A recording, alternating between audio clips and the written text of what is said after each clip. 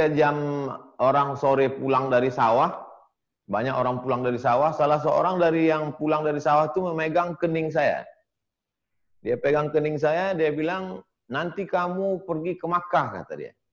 Tidak ada yang lebih pahit dari berharapnya hati kepada Allah. Allahumma aftah lana hikmataka ya Allah.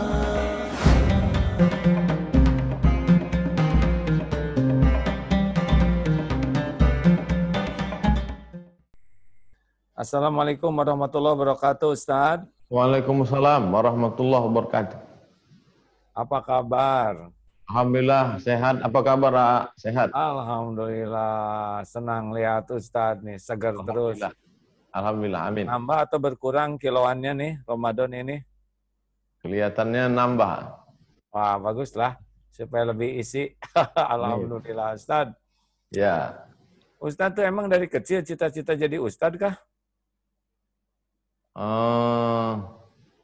Aslinya cita-citanya apa dulu waktu masih kecil? Saya memang dipesankan mbah kakek saya dari ayah ibu saya supaya saya sekolah agama. Jadi dari kecil saya sekolahnya madrasah terus sampai terakhir sekolah. Jadi saya seperti disetting dari awal. Oh, sudah disetting. Ini ada turunan kiai kah di atas-atasnya gitu sehingga menyeting ini? Dulu kampung tempat saya lahir itu dibuka pada tahun 1901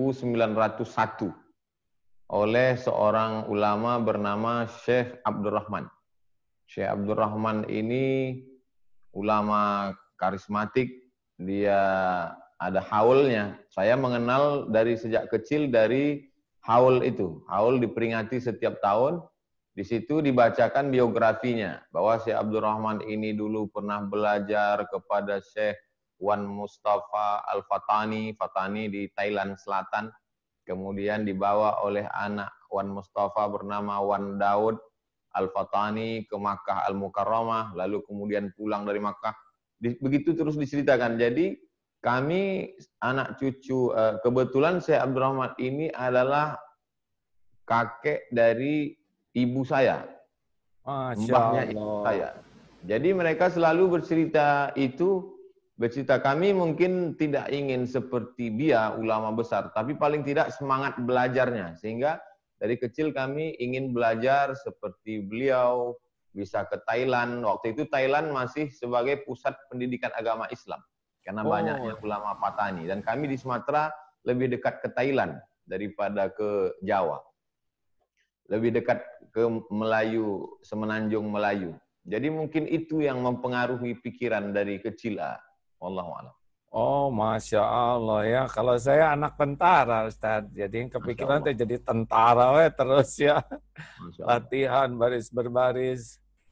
Ya, makanya Ustaz jangan heran kalau lihat saya seperti ini ya. Jauh beda dengan Ustadz yang asli ini ulamanya ya.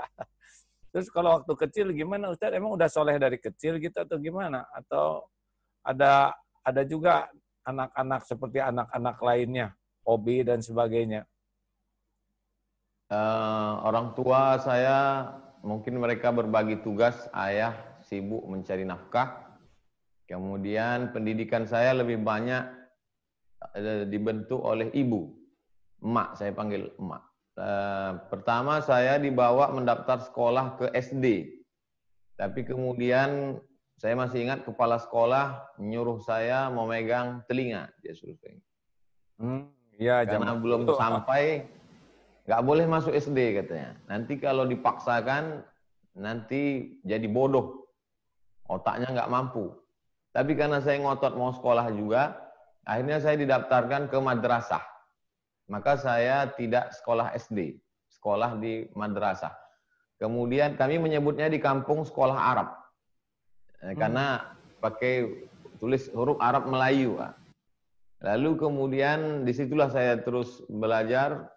Cuman muncul masalah. Setelah kelas 3, saya tidak bisa tulis Latin. Karena semuanya pakai huruf Arab Melayu. Kami suruh Arab Jawi. Lalu kemudian di situ saya pindah ke SD, tapi SD-nya juga yang semi madrasah. Namanya SD Al-Wasliyah. Al-Wasliyah adalah sebuah ormas di Sumatera, seperti ritual amaliyahnya seperti NU, Nahdlatul Ulama.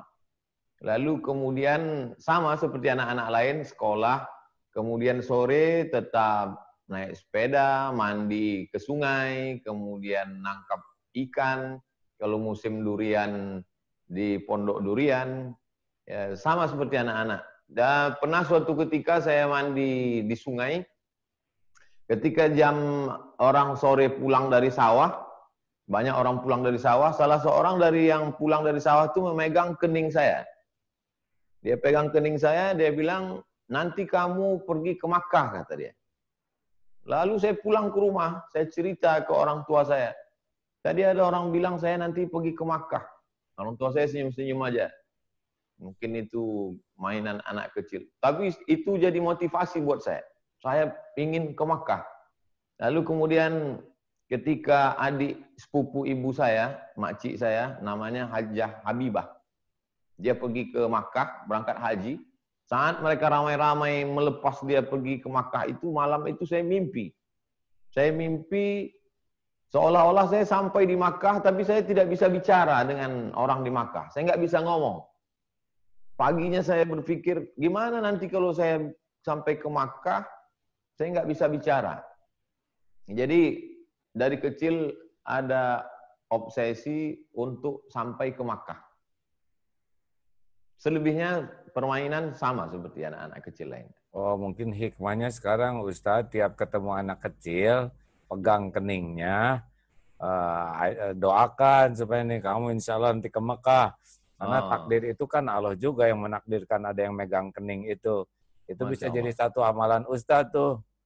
Tiap ketemu anak, pegang kening, insya Allah kamu ke Mekah, nak. Kan Ustadz juga dapat itu, kan tidak ada kejadian sia-sia.